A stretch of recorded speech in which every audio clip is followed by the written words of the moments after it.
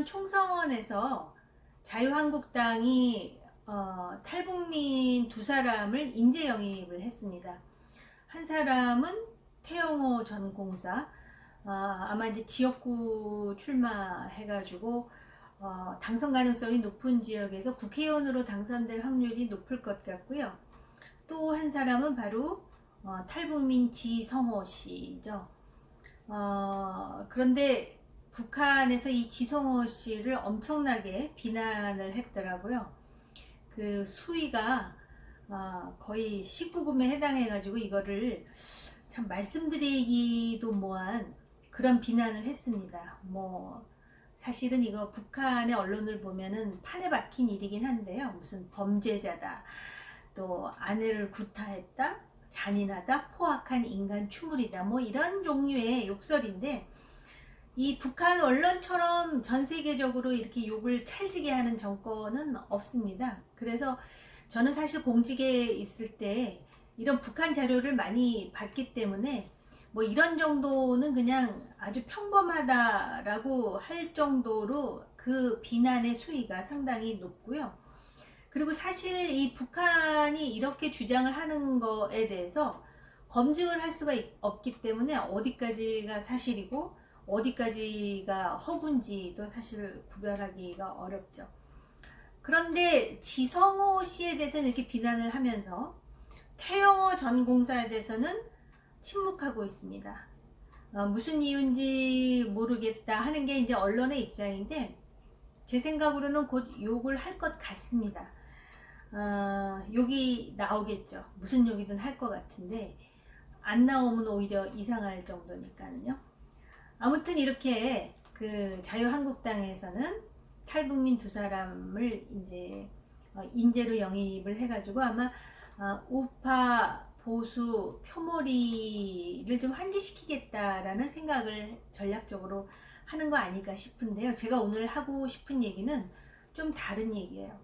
만약에 태영호 전 공사가 대한민국 국민이 뽑은 지역구 국회의원으로서 당선된다면 이게 북한 정권에 어떤 영향을 줄 것인가 하는 얘기입니다. 그러니까 총선의 얘기는 아니고 좀 성격을 달리하는 얘기인데요. 바로 북한 엘리트들입니다. 지금 북한 평양에 김정은 때문에 숨죽이고 있는 그 엘리트들, 사실 뭐 머릿속으로 가슴속으로 얼마나 문제의식이 많겠습니까마는 무서워서 한마디도 못하고 있는 그 엘리트들, 사실 우리나라에 지금 자유의 품으로 들어온 기순 용사가 됐든 탈북민이 됐든 3만 명 조금 넘는데요. 아마 여러분들 중에 이 사람들 중에서 북한 내에 반정부 활동을 하다가 도망쳤다라는 얘기를 들어본 기억이 거의 없을 것 같습니다.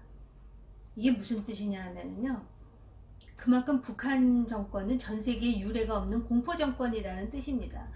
적어도 구소련의 솔제니친 같은 사람도 있었고요. 과거 폴란드의 바엔사, 또 동구의 많은 그 자유주의자들, 또 종교 운동가들, 심지어 중국의 개혁 개방주의자들도 있었는데 북한에는 아예 그런 사람들이 없습니다. 그만큼 무섭고 치밀한 공포 정권, 극악무도한 전체주의 독재 정권이라고 할 수가 있겠죠. 그러니까 주로 이제 도망 나오는 거예요. 도망 나오는데 이 엘리트들이라 해서 김정은에 대해서 맹목적으로 충성심만 갖고 있겠습니까? 저는 아니라고 봅니다. 오히려 공포가 더 많기 때문에 아예 아부를 하든지 아니면 추종을 하든지 아니면 침묵하든지 아마 그럴 거고, 특히 평양에 있는 사람들, 평양은 정말 그 평양 시민증이 있어야만 들어가는 그런 엘리트들의 집합소라고 할 수가 있고, 정권 입장에서는 평양 사람들을 특별 관리한다 해도 과언이 아닙니다. 김정일 치하에서는 아예 그 엘리트들을 회유하기 위해서 무슨 프랑스의 유명한 꼬냑이라든지 명품 차라든지 또는 그 소위 여자들이 좋아하는 명품 같은 것을 선물하면서 회유하면서 자기 사람으로 묶어두려고 했다, 이런 거고요.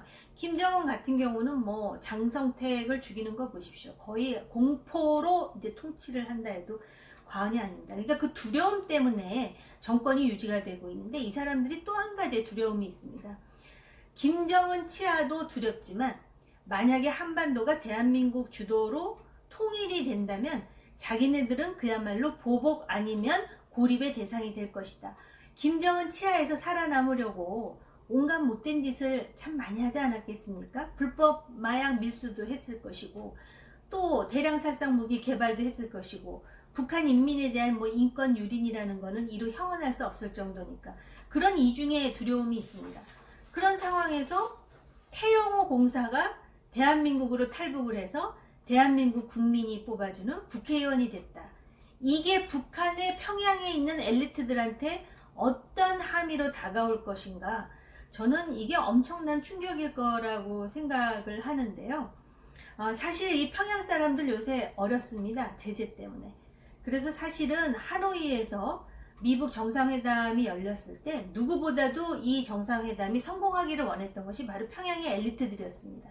심지어 하노이에 기차 타고 수행하면서 따라 내려온 이 수행원들은 정말 그 먹을 것도 없어가지고 국밥으로 때우면서 회담이 성사되기를 기대했었는데 결렬돼가지고 결국 그 상심하는 마음으로 기차를 타고 올라갔을 그 엘리트들을 생각하면 그 모습이 상상이 갑니다. 그럴 정도로 지금 엘리트들이 여러 가지로 불안감을 가지고 있는데, 태영호 공사가 대한민국에서 당선이 됐다. 아마 순간적으로 이런 생각하지 않겠습니까? 나도 하루빨리 남조선으로 도망가서 뭐라도 하나 땡겨야 되겠다. 이거는 좀 속된 표현이긴 하지만 내가 가면 나도 엘리트니까 오히려 살 수 있다. 그리고 내가 비록 북한 출신이지만 천안함 폭침 같은 극악무도한 짓은 안 했으니까 나도 살아갈 방법이 있지 않을까, 이런 민심 이반, 엘리트 이반이 서서히 일어날 수 있는 하나의 계기가 되는 것이 바로 태영호의 당선이 아닐까, 이런 생각이 듭니다.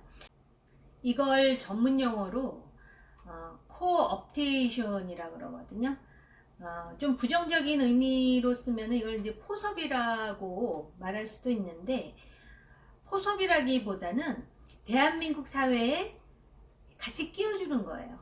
그러니까 나도 이 사회의 일원으로서 뭔가 할 수 있다라는 기대감을 고취시켜주는 것이죠. 사실 그 동독이 결국은 서독과 통합을 했을 때 많은 동독의 엘리트들이 서독 주도로 통일이 되더라도 코옵테이션 될 수 있다. 다시 말하면 내가 동독에서 뭐 고위 관리를 했으면 통일이 돼도 내가 고위 관리 할 수 있다라는 그 기대감이 결국은 그 장벽을 허무는 중요한 그 하나의 계기가 됐었습니다. 그래서 그런 차원에서 이 태영호 공사의 이 정치 입문, 그리고 만약에 당선이 된다면 이것이 줄 수 있는 평양 엘리트들 사이에서, 그리고 소문이 굉장히 빠르거든요. 지금 우리가 어떤 시대에 살고 있냐면 북한에서 우리 탈북자들이 북한으로 자기 식구들에게 송금하지 않습니까?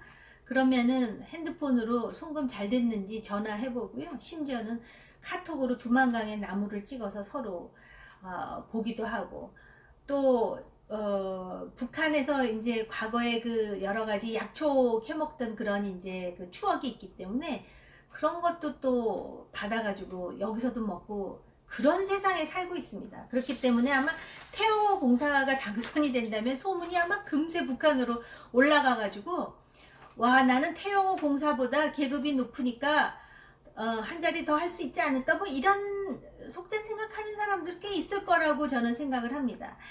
90년대, 2000년대 북한이 굉장히 어려웠을 때 말이죠.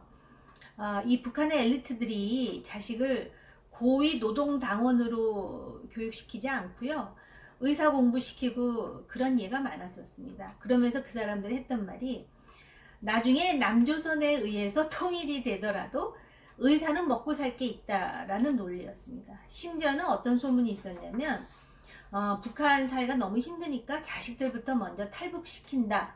그래서 탈북한 청년들이 있다라는 소문이 있었는데 솔직히 제가 확인할 길은 없었습니다. 그런 소문이 있고 또 사실은 이 소문이라는 게 검증이 잘 안 되기 때문에 어디까지나 소문이었다는 이야기를 말씀을 드리고요. 그래서 사실 지금까지 우리나라에 이제 제가 3만여 명의 탈북민들이 있다 그랬는데 사실은 이 사람들은 주로 함경북도나 양강도에서 옵니다. 왜냐하면 이제 두만강이나 압록강 쉽게 탈북을 할 수 있는 지역에서 잠시 중국으로 갔다가 동남아를 거쳐서 오는 30, 40대 여성들이 굉장히 많습니다. 거의 70, 80%고 평양에서 엘리트가 이렇게 넘어오는 경우가 거의 흔하지 않은데 일단 이 태영호 공사는 그 직위도 상당히 높았지만 정치인으로서 이렇게 뿌리를 내린다면 그것이 어떤 충격적인 의미를 줄 것인지를 우리가 쉽게 상상할 수 있다고 저는 생각을 합니다. 물론 자유한국당에서는 태영호라는 인물을 통해서 이 우파들, 특히 북한을 경계하고 대한민국의 안보를 걱정하는 우파들을 좀 결집시켜야겠다라는 생각을 했을지 모르지만 사실은 이거는 더 큰 그림으로 봐야 되는 부분이 있습니다.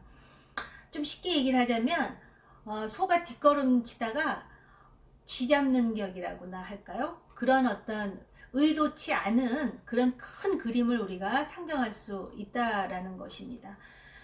그래서 마지막으로 꼭 하고 싶은 이야기는 태영호 씨 이제 정치인으로 입문했으니까 대한민국 정치인으로서 잘 하시기를 기대합니다.